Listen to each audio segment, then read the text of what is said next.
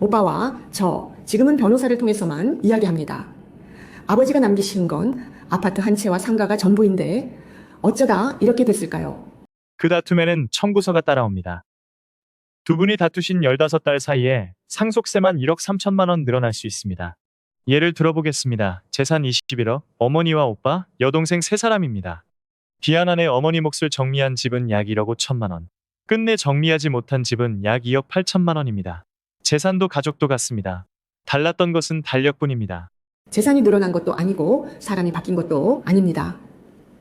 저희가 사이가 나쁘다는 이유만으로 세금이 달라진다는 게 저는 이해가 안 됩니다. 그 생각대로 두시면 세금이 2배 가까이 됩니다. 어머니 몫으로 5억을 넘겨 공제받으시려면 기한 안에 나누고 등기까지 맞춰야 합니다. 못하면 5억에서 멈춥니다. 다투는 값이 그 차이입니다. 그러면 왜 나누지 못하는지부터 보겠습니다. 유언장이 없다고 무조건 법이 정한 비율대로 나누는 것은 아닙니다. 가족이 합의하면 다르게 나눌 수도 있습니다. 문제는 합의가 안 될 때입니다. 그때 출발점이 되는 것이 법이 정한 비율이고 어머니가 자녀보다 5할을 더 받는 구조라 어머니 7분의 3, 오빠와 여동생이 각각 7분의 2가 됩니다. 여기서 어머니들이 자주 하시는 말씀이 있습니다.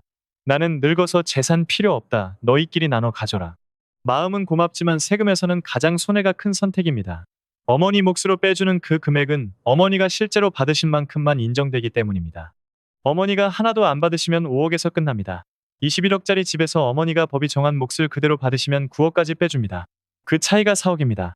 세금만 놓고 보면 어머니가 일단 받으시고 나중에 자녀에게 넘기실지는 그때 다시 보시는 편이 낫습니다. 그러면 아파트는 대체 어떻게 나눕니까? 한 채를 셋이서 7분의 3, 7분의 2로 잘라낼 수는 없잖아요.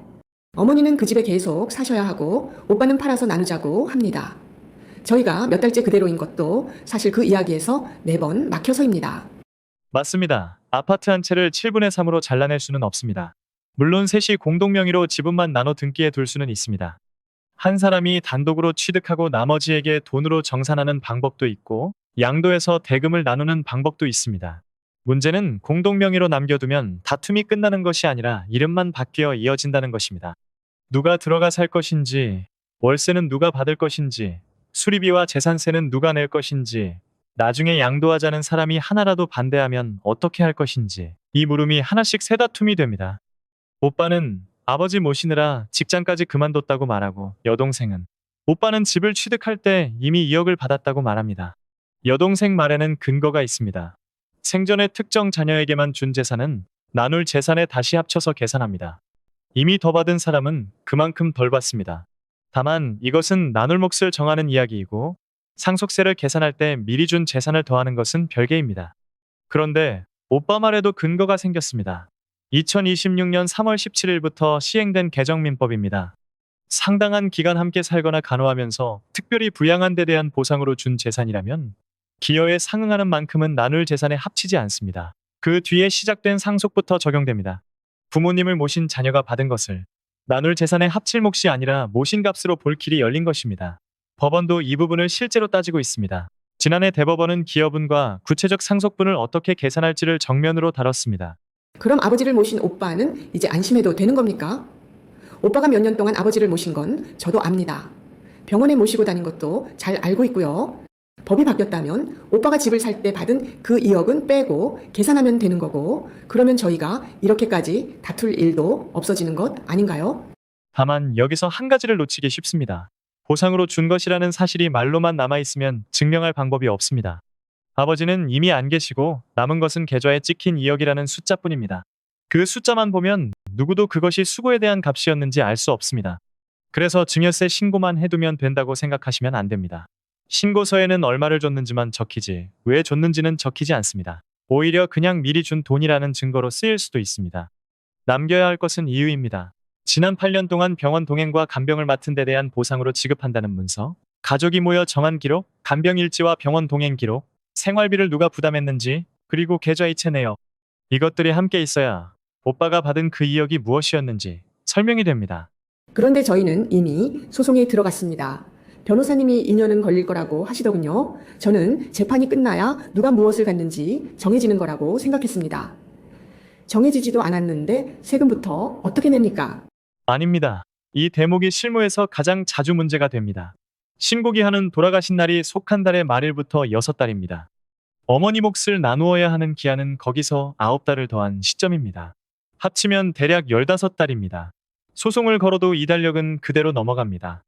물론 길이 막혀 있지는 않습니다. 소송이나 심판 청구 때문에 나누지 못한 경우에는 그 절차가 끝난 뒤 6달 안에 나누어 신고하면 기한 안에 나눈 것으로 봐줍니다. 법도 다투는 집을 그냥 버려두지는 않습니다. 문제는 그 예외를 쓰는 조건입니다. 소송 중이라 나누지 못하고 있다는 사정을 어머니 몫을 나누어야 하는 그 기한까지 세무서에 내두어야 합니다. 쉽게 말해 15달이 되기 전에 내야 합니다. 소송만 하고 이 서류를 빠뜨리면 예외를 적용받지 못합니다. 그런데 여기서 더 중요한 것이 있습니다. 그 서류를 냈다고 해서 공제가 바로 나오는 것이 아닙니다. 소송이 끝난 뒤 6달 안에 실제로 나누고 등기까지 마쳐야 합니다. 서류는 시작일 뿐입니다. 지난해 법원이 바로 이 점을 짚었습니다. 배우자 몫으로 30억을 공제해 신고했던 집이 사유를 신고했으니 공제해달라고 다퉜지만 받아들여지지 않았습니다. 신고만으로는 안 되고 실제로 나누고 등기까지 마쳐야 한다는 것입니다. 그리고 다투는 동안에도 신고는 해야 합니다. 아직 누가 무엇을 가져갈지 정해지지 않았어도 6달이 되면 신고는 넣어야 합니다. 정해지지 않았으니 나중에 하겠다고 미루면 신고를 안 한 것이 됩니다. 이때 법이 정한 비율대로 적어내는 것이 흔한 방법이지만 그것만이 답은 아닙니다. 아직 나누지 못했다는 사실을 함께 알리고 나중에 정해지면 고치는 길까지 같이 보셔야 합니다. 신고를 안 하면 가산세가 붙습니다. 그러면 그 세금은 누가 냅니까? 아파트도 상가도 지금은 오빠가 관리하고 있고 저는 등기부만 떼어볼 뿐 손도 못 대는 상황입니다. 오빠는 재판 끝나기 전에는 한 푼도 못 준다고 합니다. 오빠가 자기 몫세금을 안 내고 버티면 저는 제 몫만 내면 끝나는 것 아닙니까? 그렇지 않습니다. 나머지 상속인에게 옵니다. 상속세는 각자 받은 몫만큼 나누어 내는 세금이지만 동시에 상속인들이 함께 지는 세금이기도 합니다. 한 사람이 내지 않으면 나머지 사람에게 청구서가 갑니다. 한도는 있습니다. 자기가 받았거나 받을 재산까지입니다. 그래도 결과는 뼈아픕니다. 다투던 상대의 세금을 내가 받은 재산으로 대신 내게 되는 것입니다. 그리고 그렇게 대신 낸 돈을 상대에게서 돌려받는 일은 또 다른 소송입니다. 다툼이 하나 끝나기도 전에 다툼이 하나 더 생깁니다. 그리고 다투는 집은 세금을 나누어 낼 길도 좁아집니다. 상속세는 요건을 갖추면 여러 해에 걸쳐 나누어 낼 수 있는데 담보를 내놓아야 합니다. 못한다는 말씀은 아닙니다. 본인 지분이나 다른 재산, 보증보험 같은 길도 있습니다. 다만 상속받은 부동산이 공동명의이고 서로 협조하지 않으면 그 부동산을 담보로 내놓는 것부터 막히거나 크게 늦어집니다. 다른 담보가 없다면 결국 현금을 마련해야 하는 압박이 커집니다. 그러면 어떻게 되겠습니까? 재산은 부동산인데 세금은 현금으로 내야 하니 급하게 값을 낮춰 양도하게 됩니다. 다툼의 값이 세금에서 끝나지 않고 재산까지 줄입니다. 그리고 다투는 동안에도 재산세는 꼬박꼬박 나옵니다. 구청은 가족이 합의할 때까지 기다려주지 않습니다. 결국 한 사람이 몇 년치를 대신 냅니다. 지난해 대법원은 이 돈을 나중에 돌려받을 수 있다고 판단했습니다. 공유로 두는 동안 붙은 재산세는 함께 지는 것이고 한 사람이 냈다면 나머지에게 각자 몫만큼 청구할 수 있습니다. 나중에 그 재산이 낸 사람의 단독 소유가 되었더라도 그렇습니다. 상속 재판이 끝나도 이번에는 대신 낸 재산세를 돌려달라는 소송이 새로 시작됩니다. 상가에서 나오는 월세는 어떻게 됩니까? 지금은 오빠가 전부 받아서 변호사비와 관리비로 쓰고 있습니다. 저는 한 푼도 못 받았습니다. 그래도 어차피 재판이 끝나면 그때 한꺼번에 정산해서 받으면 되는 것 아닙니까? 그 월세가 또 하나의 불씨입니다. 아직 나누지 못한 재산에서 나온 임대료는 각 상속인의 상속분에 따라 돌아갈 수 있는데 그 비율이 법이 정한 비율 그대로가 아닐 수 있습니다. 미리 받은 것이 있거나 기여가 인정되면 최종 비율이 달라집니다. 무슨 뜻이냐면 오빠가 월세를 전부 받아서 소송비로 쓰고 있어도 여동생은 그 돈에 얽힌 세금과 정산 문제에 함께 끌려 들어간다는 것입니다. 돈은 구경도 못했는데 고지서와 정산 요구가 함께 오는 상황이 생깁니다. 그래서 다툼이 길어지는 집일수록 임대료는 따로 관리하셔야 합니다. 한 사람 통장에서 생활비와 소송비에 섞이는 순간 그 돈의 성격을 두고 다툼이 또 하나 생깁니다. 그리고 이 다툼에는 잘 보이지 않는 곳이 하나 더 있습니다. 아버지 계좌에서 돌아가시기 전에 빠져나간 돈입니다. 자녀 한 사람이 아버지를 모시면서 통장을 관리하는 일은 아주 흔합니다. 병원비도 내고 생활비도 내다가 목돈이 몇 번 빠져나가기도 합니다. 그런데 세법은 돌아가시기 전 1년 안에 재산 종류별로 2억, 2년 안에 5억이 넘게 빠져나갔는데 쓴 곳이 분명하지 않으면 그 부분을 상속받은 것으로 추정합니다. 오해하시면 안 되는 것이 있습니다. 2억이 빠져나갔다고 2억 전부에 세금이 붙는 것은 아닙니다. 쓴 곳이 확인되지 않는 금액에서 일정 금액을 뺀 나머지가 대상이 됩니다. 그래서 영수증 한 장, 이체 메모 한 줄이 금액을 크게 바꿉니다. 세법상 추정은 국세청이 증명하는 것이 아니라 남은 가족이 설명해야 합니다. 그런데 다투는 집은 이 설명조차 함께하지 못합니다. 병원비 영수증은 오빠가, 계좌 내역은 여동생이 들고 있습니다. 합치면 소명이 되는데 각자 자기 소송에만 씁니다. 그리고 여기서 가장 험한 일이 벌어집니다. 여동생은 오빠가 빼돌린 것이 아니냐고 하고, 오빠는 억울해서 여동생이 8년 전 집을 취득할 때 받은 돈을 꺼냅니다. 서로를 겨누느라 두 사람 모두 신고하지 않았던 사전 증여가 함께 드러납니다. 다툼이 세무조사를 불러옵니다. 그럼 결국 화해하면 되는 것 아닙니까? 저희도 언제까지 이러고 싶지는 않습니다. 어머니도 그것 때문에 많이 힘들어 하십니다. 다투다가 지쳐서 몇 년 뒤에라도 서로 조금씩 양보해서 다시 나누면 늦었어도 그때는 아무 문제 없는 것 아닙니까? 시기가 문제입니다. 기준은 상속세 신고기한, 그러니까 6달입니다. 그 안에 다시 나누는 것은 문제가 없습니다. 그 다음은 이미 각자 앞으로 등기를 마쳐 몫이 확정되었는지를 봅니다. 등기까지 마쳐 몫이 확정된 뒤에 다시 나누어 한 사람이 원래 몫보다 더 갖게 되면 그 초과분은 줄어든 사람에게서 증여받은 것으로 봅니다. 증여세가 따로 나옵니다. 형제끼리 양보한 것인데 세금이 붙습니다. 처음 나눈 것이 무효이거나 취소된 경우처럼 정당한 사유가 있으면 예외입니다.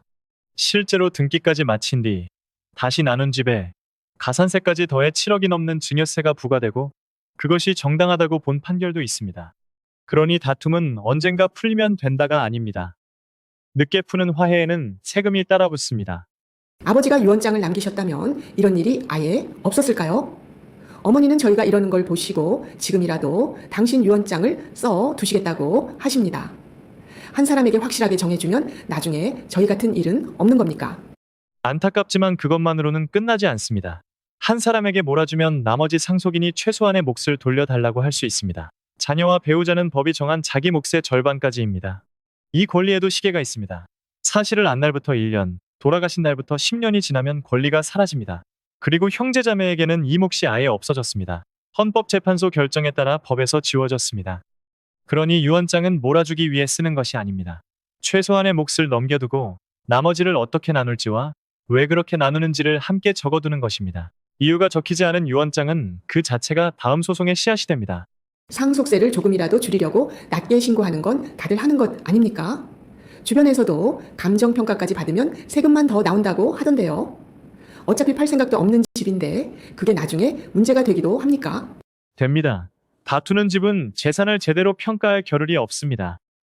그래서 낮은 기준으로 대충 신고하고 넘어가는 경우가 많습니다.